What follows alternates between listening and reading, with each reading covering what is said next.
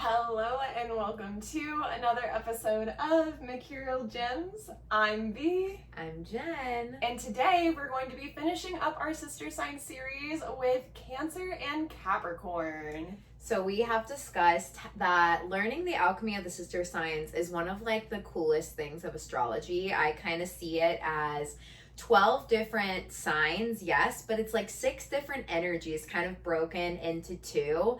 And when you learn the sister signs, you can really figure out how to find alchemy between 2 energies and how to balance it. So even if you don't have Cancer or Capricorn planets, still pull up your birth chart and see what houses you have Cancer and Capricorn, and also notice what you have in the 4th and 10th house, because it's going to mirror some of the energies that we're going to delve into. And we'll not only cover Cancer, Capricorn as sister signs, but discuss how that kind of manifests for us as well. Yeah. So we can start with diving into Cancer. So Cancer is traditionally connected with the 4th house, and it is the sign that is ruled by the moon. Cancer is really about how we find our roots. It's our connection more to our ancestors, our family, our inner sense of home and safety, maybe even our external home and what nurtures us. I find that Cancer usually stays really connected to some form of a family unit. They typically like being at home and in like a cozier sort of environment where they feel safe. And because it's connected with the moon, there's just a lot of ebb and flow of emotions. And I don't feel like Cancer gets like just a really bad reputation, I feel like, for having that moodiness, but it's actually like the most embodied energy of what just moving through feelings looks like, which I think a lot of us who don't have Cancer placements have to learn really the hard way of how to actually emote and express our emotions. I do think Cancer tends to have like a semi-protective layer that's usually not very hard to infiltrate, but nonetheless attempts to like block and deflect like a very sensitive heart. Edgy, but soft on the inside. And I just don't know if Cancer would really manifest as that if we had a society that actually like honored feelings in the way it should, but that's a theory for another day. That's very fair. Yeah, and talking Capricorn as the mirror to Cancer. So where Cancer leans into softness and connection, Capricorn is really about that mirroring of going out into the external world, making success or focusing towards a goal and really pushing towards something that's bigger than those roots and really shifting out. It's a lot more public. It's usually a little bit more interactive with social groups or society at large. It's a lot more exposing, and it really tries to find some form of achievement or legacy to file sort of its energy into.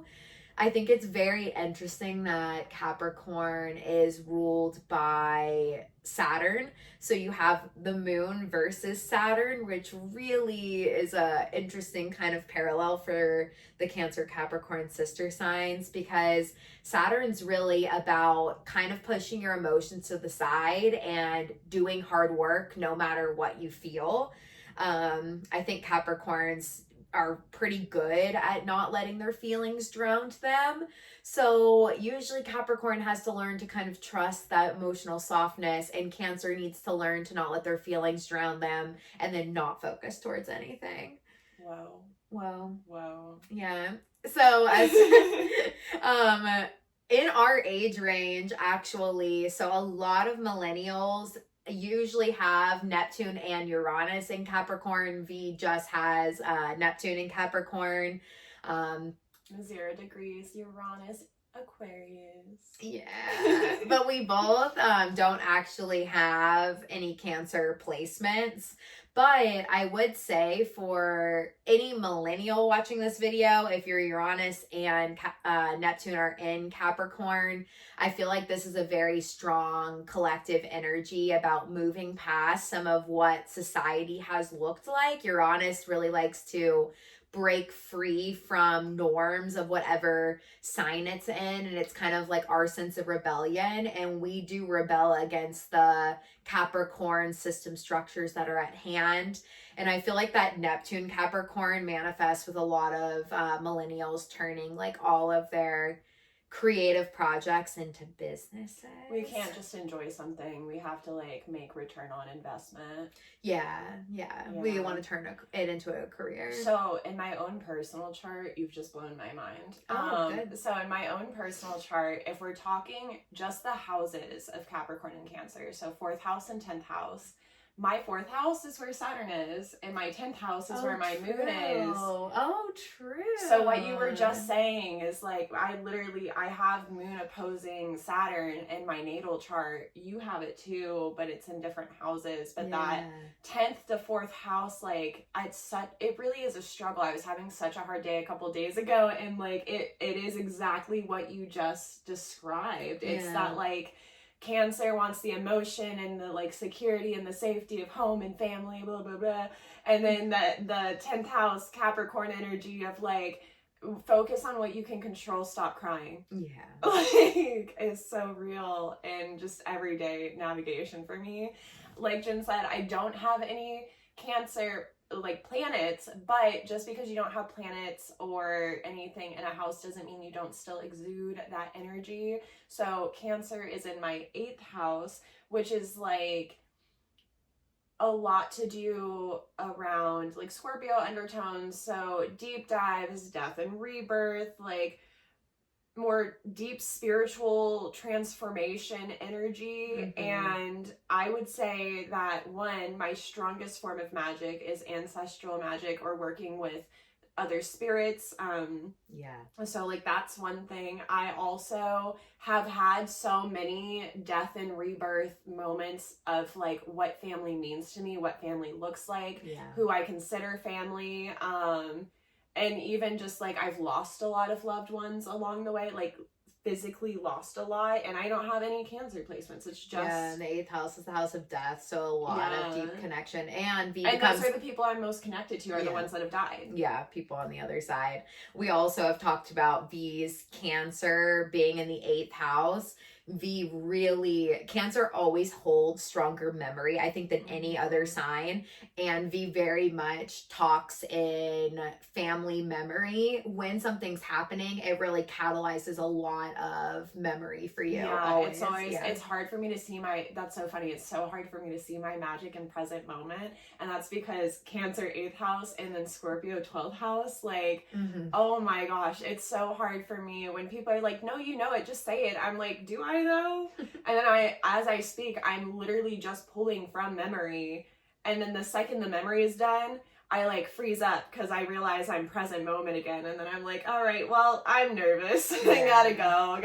Gotta be somewhere else now. And then your Capricorn 2nd house. My 2nd house, oh my gosh, the only thing that's in there is Neptune. So my Neptune at Capricorn is the only cardinal anything I have, and it's Neptune. So I say it's broken cardinal because it may launch me, but I feel like when it comes to 2nd house, especially, like a lot of people say 2nd house money, like there's other things with the 2nd house, but money does not and has not ever in my whole life made fucking sense to me. I would say how I see your 2nd house manifesting in Capricorn is you still really love to, like, your values are really tied around being a hard worker and being able to be seen for like meeting your goals and going after them. I want to like daddy provide, like if nothing else, I want to just be able to provide enough for stability and security so we can do the things we really want to do in this life and like feel comfortable. But like that Pisces undertone of Neptune really makes me like fogs it.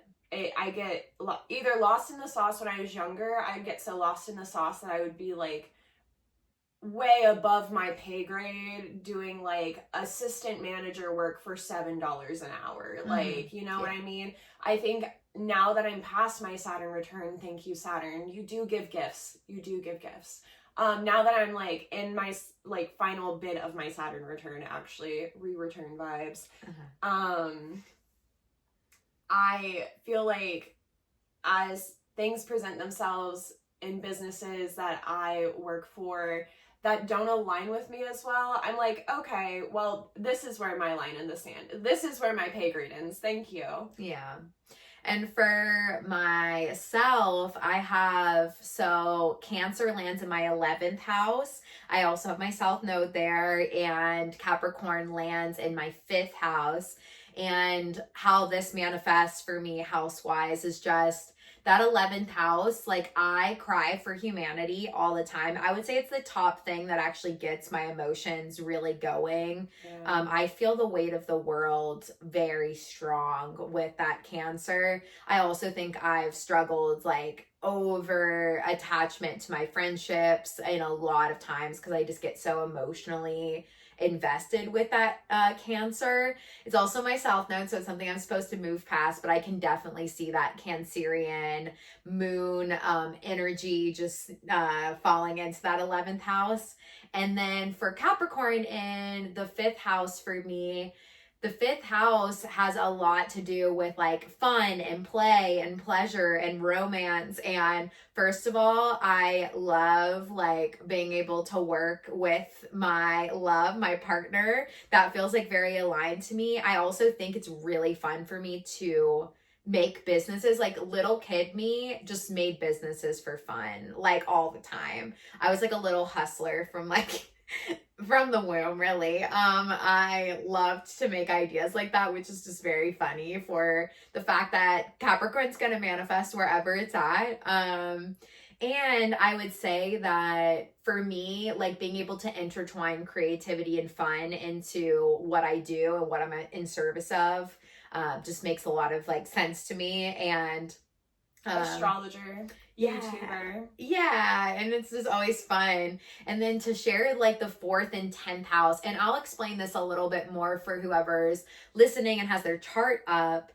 The 4th house is like very sacred in astrology. That definitely, when we talk more in houses in a future episode, there's so much depth between the 4th and 10th house. But the 4th house really is going to show like where you find those safety and roots. Even if Cancer is not in your 4th house, whatever it is going to hold that Cancerian intensity behind it. And the moon is really special in astrology. So Cancer is a very special luminary energy in your chart. And that 4th house holds lots of work to do. And so for me in the 4th house, I have Sagittarius, and I'm a Virgo rising, but family and the belief systems of my family were so pushed as my initial roots. And it was like, so I just come from like generations of really strong religious ties, and Sagittarius really craves to break free and go on its own independent journey. So it's definitely was a tricky dance for me to kind of own my 4th house and to step away. I feel like I always challenged a lot of the things that came before, a lot of the lineage stuff for myself. And home just never felt like an actual extrinsic thing for me. Like, I just didn't really have a sense of home outside of myself. So even just being able to create home and make it really fun and playful and just quirky and own that Sagittarius, it feels so good. I had a lot of rules. I wasn't like allowed to do a lot with my expression in my room and home. Our as a entire kid. house too isn't just like fun and whimsical, like vibey colors and stuff, but it's a little bit of a, you look around at our decor and stuff and it's paved of your past. Yeah, for sure. But like adventures and stuff. And then us both having strong 10th house, like we do have very strong Capricorn undertones. I do it in a Gemini way. V's 10th house is Virgo, and so we definitely really have always took to social media and being able to just like use our mercurial gems, using our minds to be able to like push forward. We set a lot of goals, I think, around not only expanding our minds but sharing what we know, like becomes just something that gives us that Capricorn launch. And I do think that's another really good point, is like your 4th house becomes your roots and safety, but it builds the foundation for how you present really publicly, and what you do as far as your legacy goes, or your reputation, or what you do out in public, what you do for career. So there is a deep connection regardless of what those signs are. And I do think it's important to add that Cancer and Capricorn are cardinal signs. So Aries and Libra, the other cardinal signs.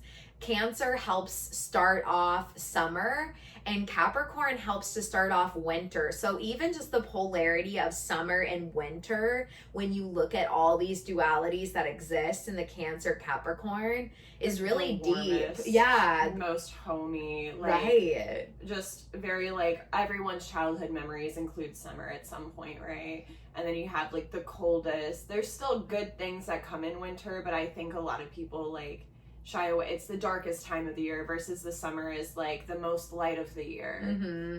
And like as Capricorn energy holds, like it understands that you're gonna have to do things with like heavier weight sometimes. There is like a trickier alchemy to like doing things with that coldness of winter. Mm-hmm. But there's also, you know, you need a little summer for your winter. And I do think, you know, over summer also gets really lost and doesn't have anything to like push forward for self. It's just so in the energy of everything around, which is definitely Cancer's shadow too. I feel like by the time the next season comes around, everyone's like ready for that grounding, right? Like, for 1,000%. So notice where your summer is and where your winter is. And as far as the like cardinal launching energy, it's always Cancer and Capricorn is always going to be an area where we have initial energy, and it sometimes can fizzle out. So it's important wherever any of the cardinal signs are for you that you find ways to continue to relaunch that energy. Find something that excites you to kind of motivate that area of life, just so you can keep the momentum flowing. Yeah, this is part of our morning routines as 10th house stelliums. Yeah. It gets us up and going, and we're like, all right, we can kill the day. Mm-hmm. So definitely let us know if you have Cancer or Capricorn planets and just like what houses those are in. And I'll speak to if you actually do have a lot of weight on one of the others. So if you have a lot of Cancer placements, you will need to embody some Capricorn qualities to not let that area drown you and to not fall into shadow. So all the sister signs are really good because wherever we have more weight or just troublesome planets, or maybe just can fall into easier patterns, we need the opposite energy sometimes and ways to manifest and cultivate it to help balance us. And same goes for if you have heavy Capricorn, you're gonna need to find some ways to embody Cancer. And I feel like for Cancer's like homework, letting yourself get into your feels and your memories, spending some time maybe in deeper reflection of those memories, or going into something nostalgic that just makes you feel safe and grounded, maybe connecting with something from your past for a little bit, is all good homework for Cancer. Obviously, any song, movie, anything that helps you just get out your feelings is very important with Cancer energy. And then as far as manifesting more Capricorn energy, it's just looking at the things you really want to do. I feel like Capricorn's really good at work hard, play hard energy, but they just find a really good way to find something that they want to work towards. So set some little type of goal, because when you do that, the Capricorn area of your life tends to launch really easily with goal setting for Capricorn. And I also think it's just important to give yourself enough of the goals that doesn't like over stifle you. Start small enough that it doesn't feel overwhelming and it doesn't feel like too much weight. And even if those goals are a little less personal and goals for something bigger than yourself, that can be helpful at times too. If anything, do it for society. If you can't find the self-motivation, find some kind of accountability to something that gets you to show up. And for some, that might be something a little bit more social. Like once you make that promise for a greater picture, you can do it more than what you could do for yourself. That's okay. As long as you're working towards something, you're getting to use that Capricorn energy in like a more positive manifestation. Yeah. All right, so that is the final of our sister signs. Definitely check out all of them. We have them all out now. If you ever want a personal astrology reading and want to know more about your chart and its inner workings, you can check out all my offerings below. We thank you for listening to another episode of Mercurial Gems. We'll see you next time. Bye.